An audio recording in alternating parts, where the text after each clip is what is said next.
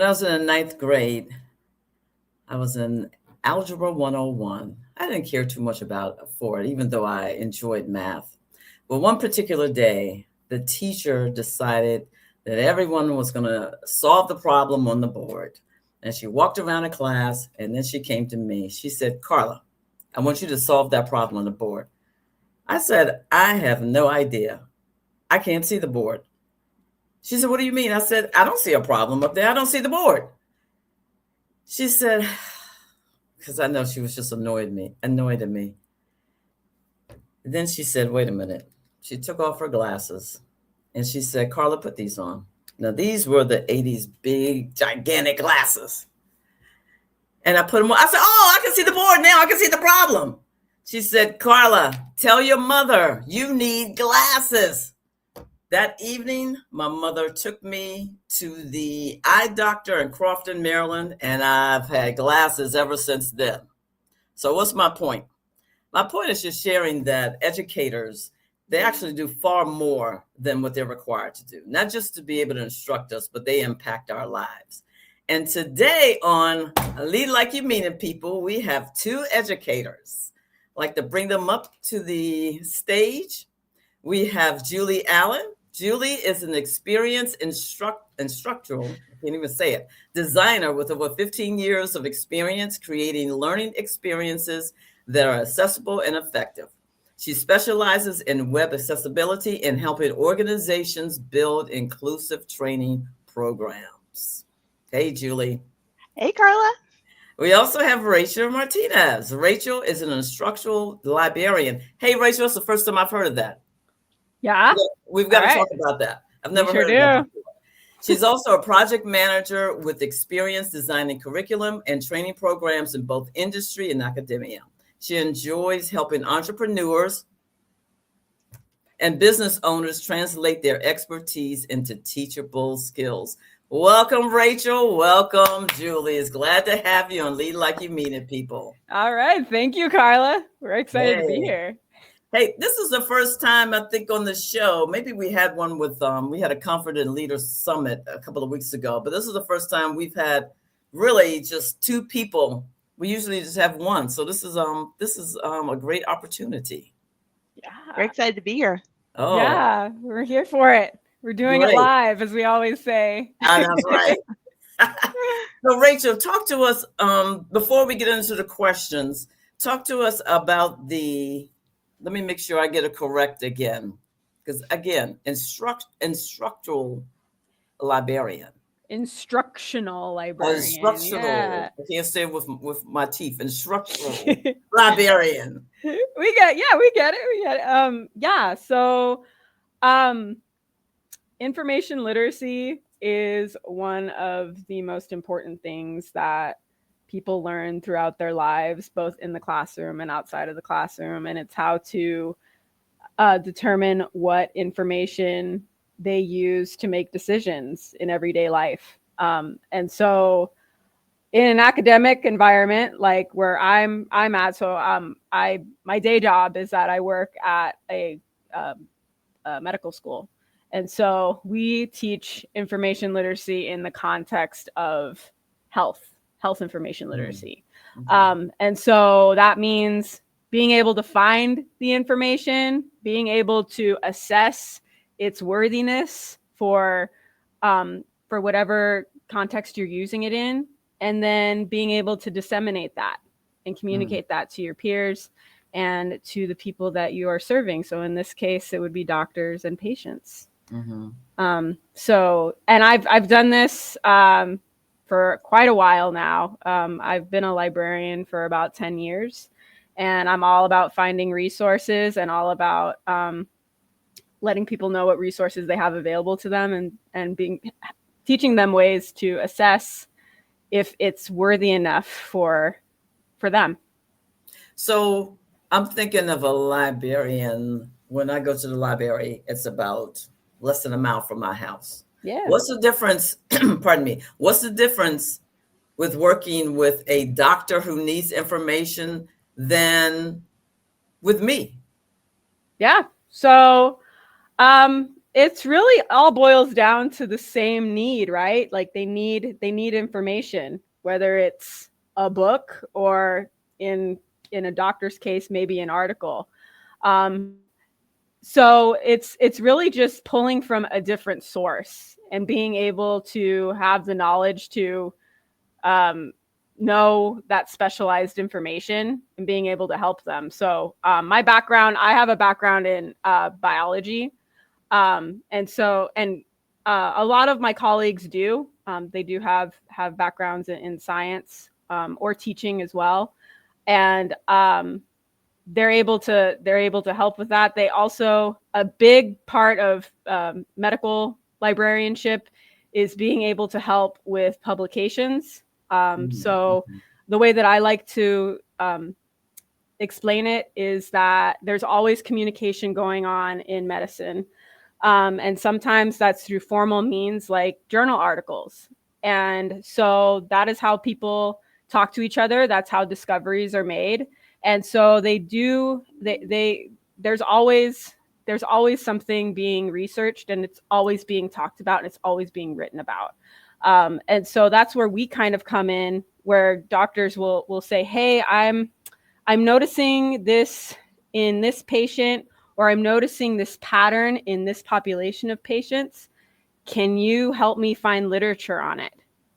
And if there's a gap in it, I want to be able to talk about it. I want to be able to contribute to that wider conversation.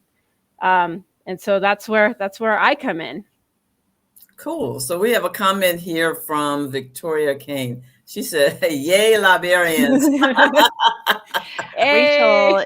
Rachel is amazing because everything that we do in our company is evidence-based. So I'm always asking Rachel to pull research. And Rachel always finds the most amazing. So we can present that to our clients too in terms of like evidence-based practice. So Rachel is just a fount of experience and knowledge. Wow. Wow.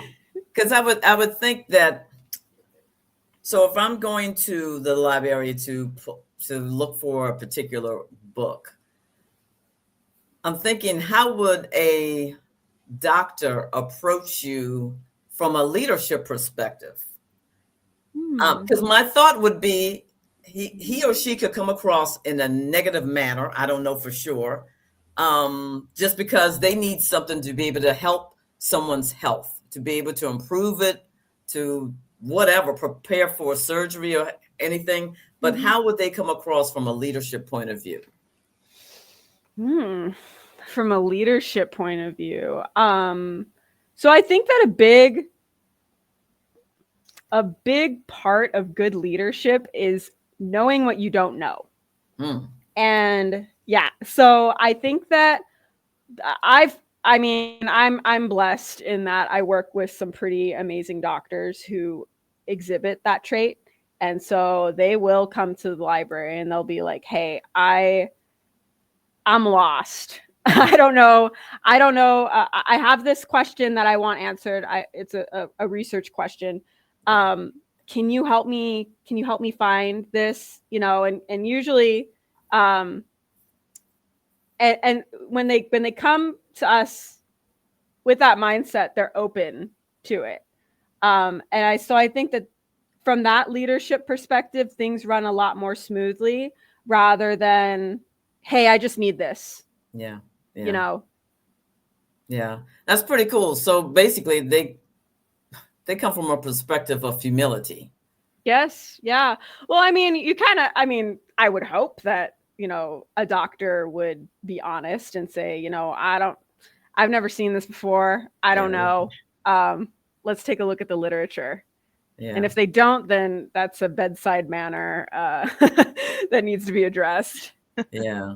Because that's one of my things. If as a leader, if you don't know, you search for the information. You can let people know, hey, I simply don't know. You have to be honest and not conjure up something. But at the same time, I believe in hiring somebody who knows far more than you do in a particular area. Exactly. Yeah. So when they reach out to you, that's what they're doing. That's exactly what they're doing. And so, I think that's really what it's all about. Delegating the tasks that you don't have expertise on. Absolutely. Julie, Yes, Carla. Julie, before we get to you, let's talk about your mama. Oh, yeah, let's. Because she helped us. So I want to hear about She your did. mom's background.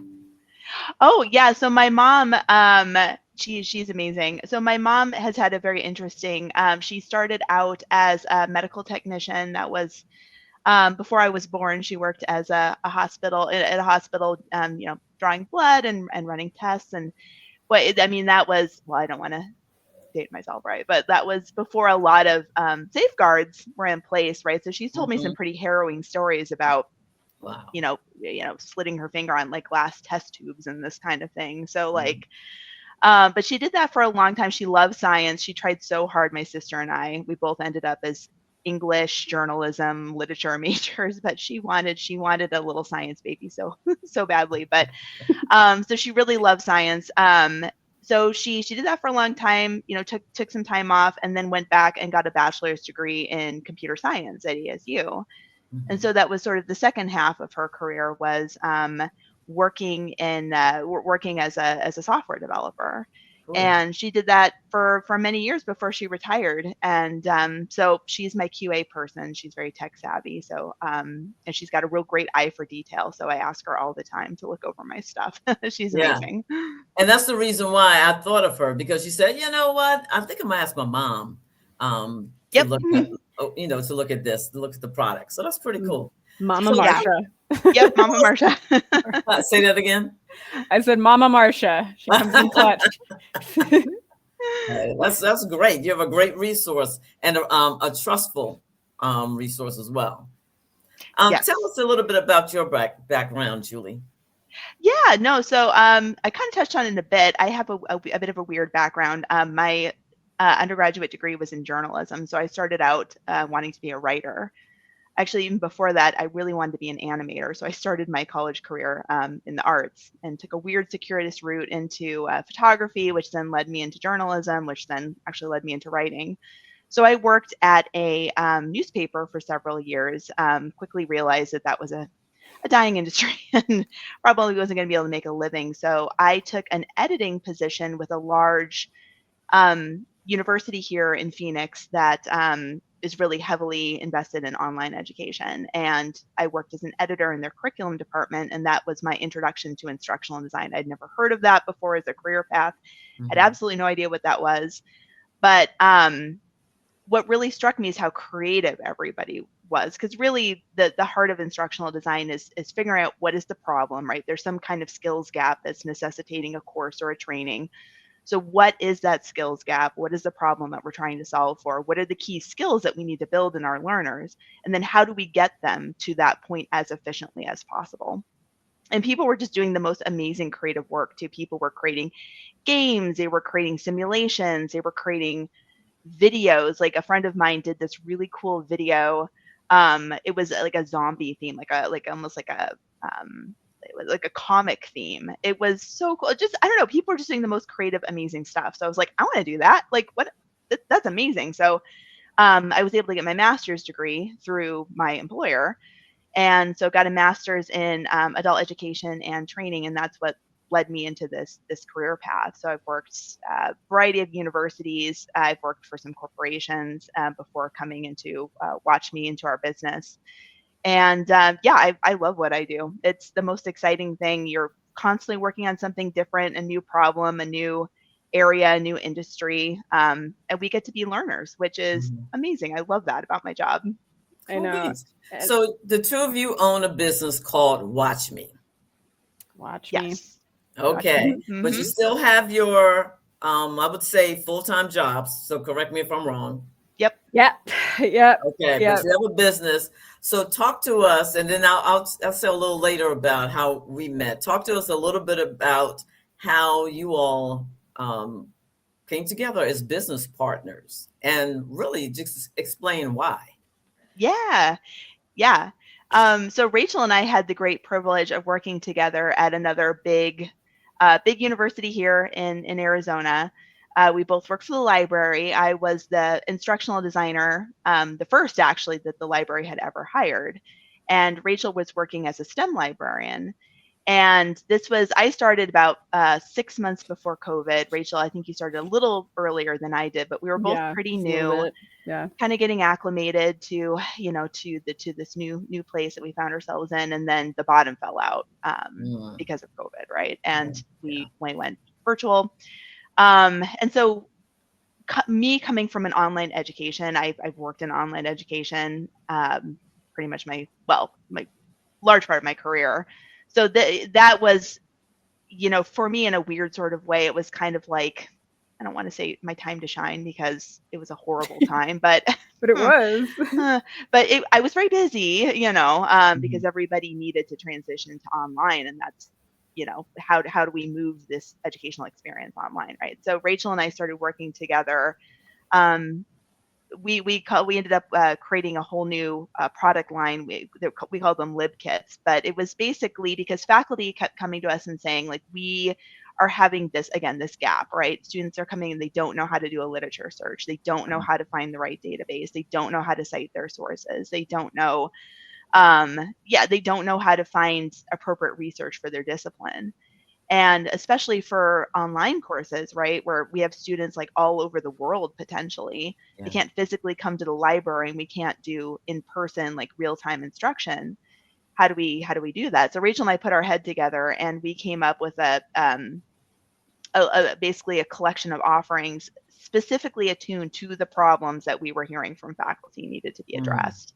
And we created an entire line of products that could be dropped directly into their course shell, so people could put it just at the time where students needed it, right?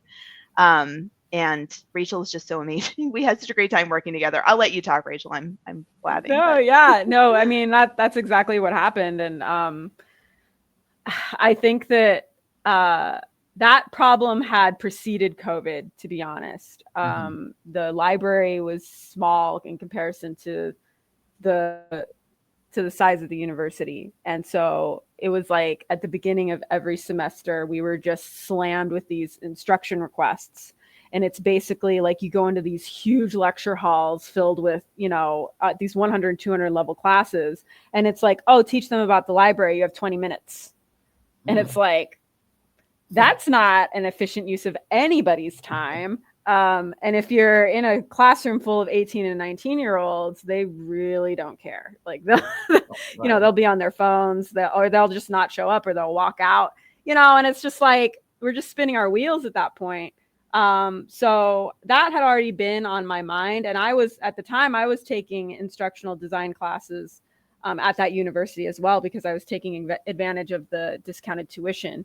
And so when Julie came on board, I know, Julie, I know I cornered you in like the break room, because I was just like so fascinated by her skill set. And I always tell Julie this, but I love working with Julie because she comes from this place of yes. Like, when you work, so in improv, they have, the yes and principle. So whatever anybody else does on the stage, you go with it. You say yes, and you try to build off of that. And I've never had any of my ideas shut down by Julie. Aww. She always builds upon them. She's always hyping me up. I will always love Julie for that, and I think that's why we work so well. And so I think that during that time we realized that we worked really, really well together.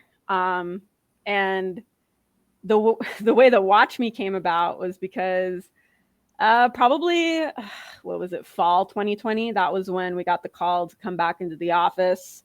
Everything was going to go back to quote unquote normal. And things were still a mess. And I think that in the desire to get back to normal, they kind of put online learning at the back burner again. And we just thought that was so short-sighted. Like that was so, like you're throwing the baby out with the bathwater, right? And it just felt like we were just getting stifled. And I didn't want to go back to those big lecture halls and feel like nothing.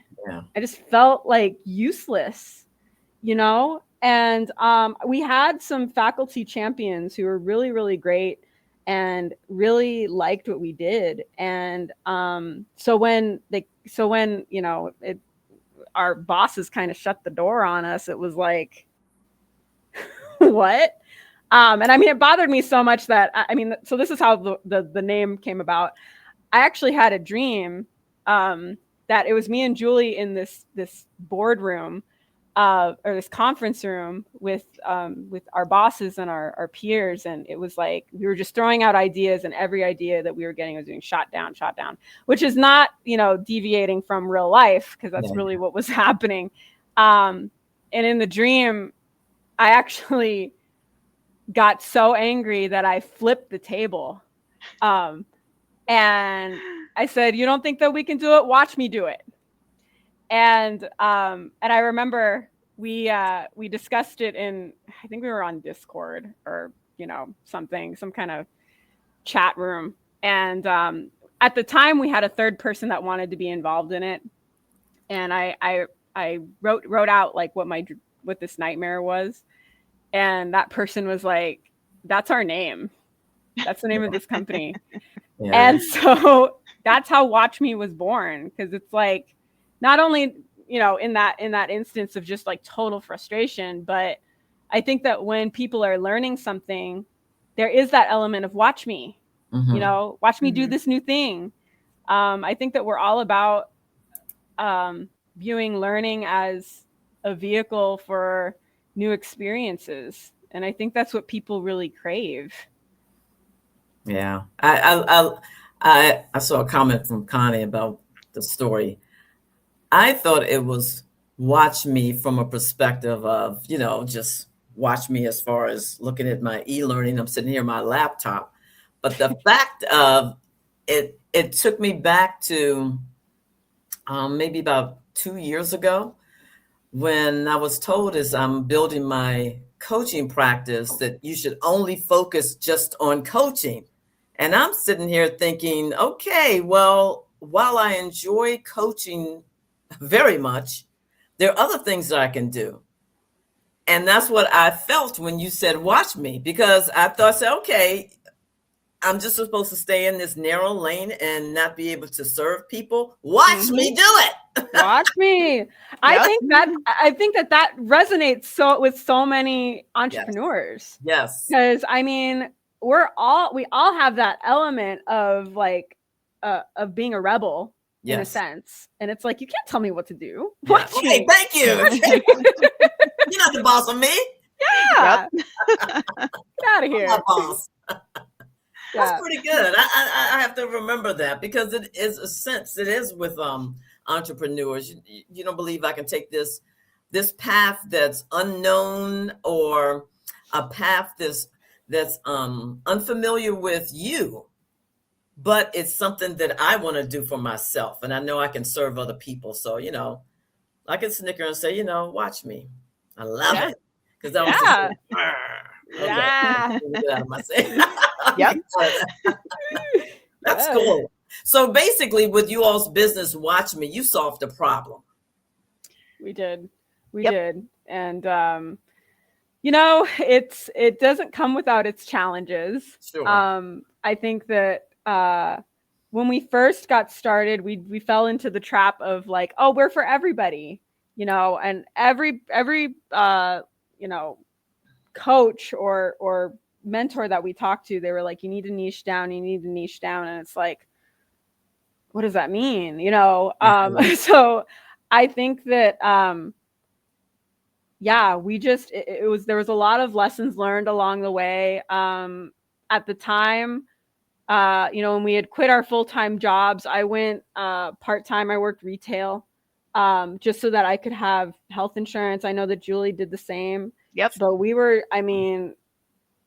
just had that hustle. I know that term gets thrown around so much, and it sounds like an entrepreneur tech bro, but I mean, there's really no other way to describe it. And it is what it is. It is what it is. It felt like wandering through the wilderness, truthfully. It felt like wandering through the wilderness and just like being so tired and so sweaty. But we were having fun. I mean, there's nothing like, meeting together and being like, oh, yeah, I want to try this thing. And we don't have to, go through channels. We don't have to get approval. It's just us, Yep. Wait for someone to sign off on the document. No, we don't have to Yep. convince anybody. We don't have to make a case, So, and you learn a lot about resilience too. I Yes. mean, Oh, yeah. because you really, you have no one else to approve, like you said, but then also no one else to blame, right? When things Mhm. don't go the way you Mhm. expect. Yes. And and it is definitely scary. But you also learn a lot about, the things that you think would absolutely destroy you, or you think, you realize like, I can get through this. Like I can, you know what I mean? I think, it's definitely can be very harrowing, but I think it's a really good experience. I feel like everyone should start a business at least once Yeah. in their life, because it really does teach you a lot about what you can accomplish. So Yeah. It brings out the good, the bad, the ugly of your personality. Oh, yeah. oh yeah. Oh, Yeah, yeah. because you can go through a situation, and I could always rely on when I was a manager at within Navy. I knew how to take care of things. However, now that I own my own business, it's like, oh, Carla, how are you going to conduct yourself in this situation? Yeah. Mm-hmm. Oh, wait a Yeah. minute. You just can't sit here and say, oh, I'm just going to be a silly Carla, or I'm just going to ignore it and delegate the issue. No, Yeah. you have to deal with it in a Yeah. professional manner. We Yep. were just talking about that the other day, and how entrepreneurship brings out a lot of trauma.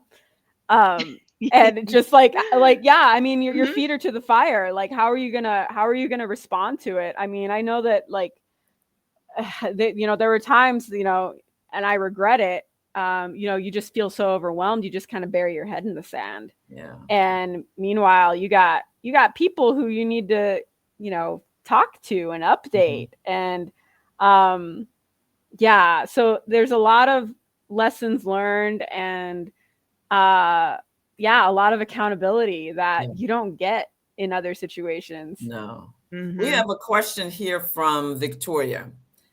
She says, her question is, was there a point where you wanted to give up? Ooh, Victoria, that's a deep question. Very deep. I'll let the ladies handle that. I mean, yeah. I mean, for me personally, I was hungry, like physically hungry. I remember we had a client who, when the bottom kind of fell out, and that was like early this year, or early last year. So like, January 2025, it was just like the writing was on the wall. I was going to have to go back to work. And that was really hard.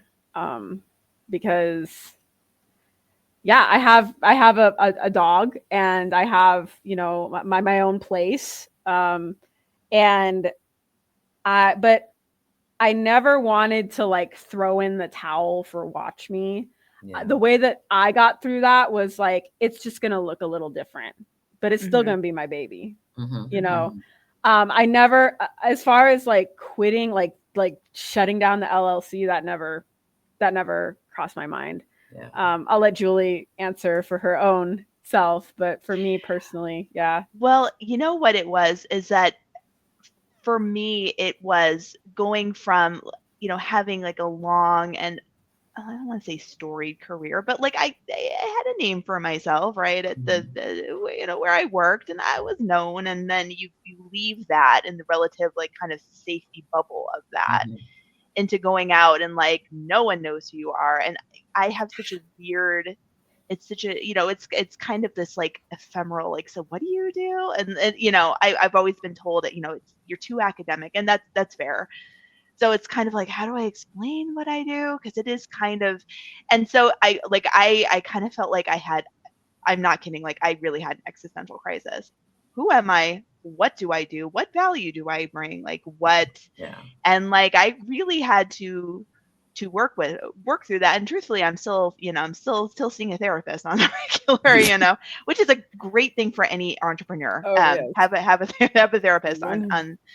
but because it was like within the context of my job, right? Like I had a role, I had a firm, like job responsibilities, and so that really, and I a lot of my identity was really tied up in my job, if I'm honest, right? Like I love the work that I do, and that really brings me a lot of joy. And so feeling like I couldn't do that work, right? Or I couldn't articulate my value, I couldn't, like it like beyond just like money, it really threw me like emotionally through for a loop. And I also went back to work full time because the economy is real strange right now, right? And what I'm doing right now for my day job is not instructional design, and I'll be honest, it's hard. I'm in conversations where I have a lot of expertise, but I'm not necessarily being asked for that expertise, and that is a bit challenging. But it's so that is to say, like, the answer is no. I mean, I love what I do. I want to continue doing what I do. I have a lot of expertise, and that's just never, it's not even a question, right? It's like I will get back to doing that full time. So yeah. That's something that the whole identity thing was really really a big thing for both of us, because I know that in libraries, like being a librarian, there are people, I mean, that was my identity as well, and I didn't realize it until, and I was really stubborn when I quit. I was like, I'm never going back, I'm never doing that. I was so like disillusioned because we had come from a pretty toxic workplace. Yeah. And I was like, I never ever want to engage in any of that again. Thank God, like the place that I'm at now is nothing like that. But I remember like maybe, God, like a year after I had left, I was working retail, and one of my former coworkers from that place, he saw me, and I think I was delivering shoes to him, and he just, like, the look on his face was just like, and I was, at the time, I was so like, I don't know, like I felt like that flash of embarrassment, and then I was like, who are you to like, and he kind of said, he was like, Rachel, are you okay? And I was like, yeah, I'm fine. I mean, but it was, I don't know, it was such a weird moment, because I like I said, I felt embarrassed, but then I was like, why am I embarrassed? I'm trying to like do something out here. Yes. And this is just what it looks like, so and it's not permanent, it's temporary. It wasn't permanent, obviously, but yeah, I remember that, and I remember, being like, God, did I make the right decision? But then, I know I did. I know I did.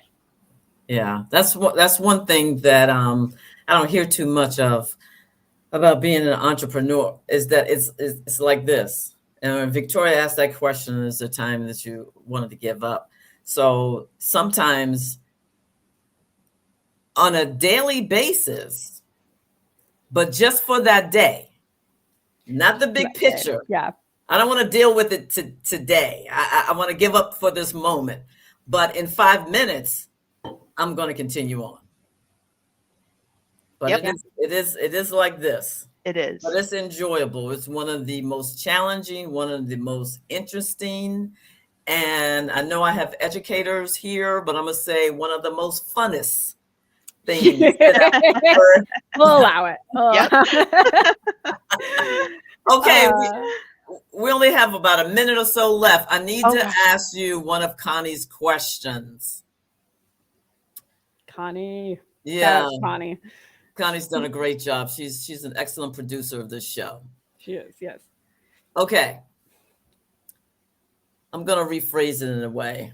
How does the boundaries to protect your ability to lead support other people within your business? So it's a boundaries question. I think time is a big one for me. Especially, Julie and I have different work or wake schedules. Julie is way more of a night owl, and I'm more of an early bird. And so just like honoring that. So if I'm like working early in the morning, I might wait until, a certain time to start peppering her with questions on Google Chat. And then, same with Julie, like she knows that I'm not one to burn the midnight oil. And I think that that has saved us from unnecessary arguments. Yeah. Yeah. And the other thing I would add too is that not allowing people to question my expertise, because that was something when I was younger. Beautiful. I think there may be a bit of a gender component there, let's just say, but kind of feeling that need to explain and back up and at this point it's like, no, I know what I'm talking about, right? And there, like, that is a boundary too. Like, I'm not going to litigate my experience or my expertise. Take my advice or don't. But I think there's a bit in that. I think that just comes with age, right? Where it's just a switch, and and that's kind of what I need to like keep my sanity, frankly. So I think that's something a lot of folks out there struggle with, right? It's just we're not gonna go down that rabbit hole. Take my advice or don't. Yeah. So I never realized, because I am, just for the audience, I am a client of Watch Me. And now that you say it, Rachel, I get it, because I would look at my emails in the morning and you would respond. Then later on in the day, Julie would respond. Hey, Yeah. the collaboration works. It does. It really does. It works. It definitely works. So for you all, so Julie and Rachel, they created, I call it Pro Launch, and it's for young professionals to help them in the workforce. Because young professionals, I wish someone had provided something for me, but they need help navigating to understand that the cultures are different when you go from one organization to the next. It's just like going to a family member's home. Their home is far different than the house you grew up with. So you have different cultures within the organizations. You also have different generations. I'm a Gen Xer. At times it was challenging, if you can believe it, for me to deal with baby boomers. And then when the millennials started coming up, and they asked me years ago, "Oh, Carla, what about LinkedIn?" And I said, "LinkedIn, what is that?" Yeah. This was around 2013. I had a millennial. She was a contractor, and she said, "Oh yeah, I was just offered this job in California." And I thought she went and she, normal thing. I worked for the government. She went and she said, "Oh no, someone reached out to me on LinkedIn." I'm like, huh?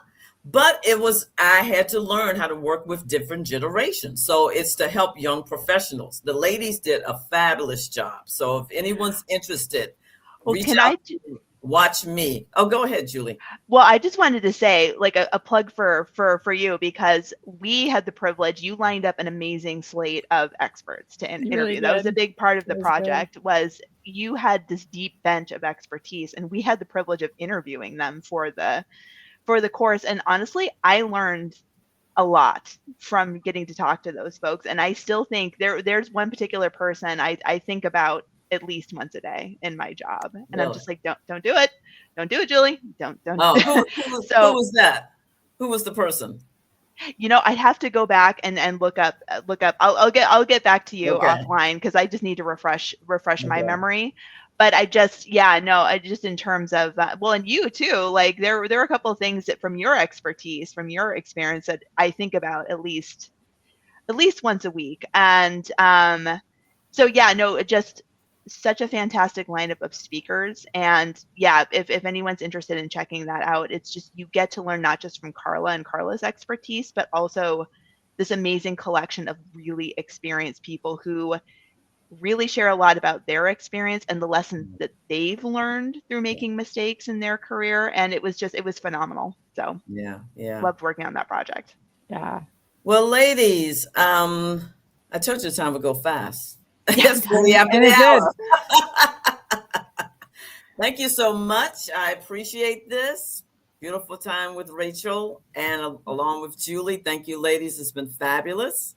Thanks, and Connie will place your information in the comments in case someone will want to join Watch Me as a client. I highly, highly, highly recommend these ladies. And also, Connie will place in the comments for the hidden, I can't even remember what it is. Connie knows it better than I do. Still waiting. Still waiting for that promotion. Thank you, Connie. Find out what's really holding you back. Get your free assessment on the in the comments. So ladies, thank you again. Thank you, Connie, our wonderful producer.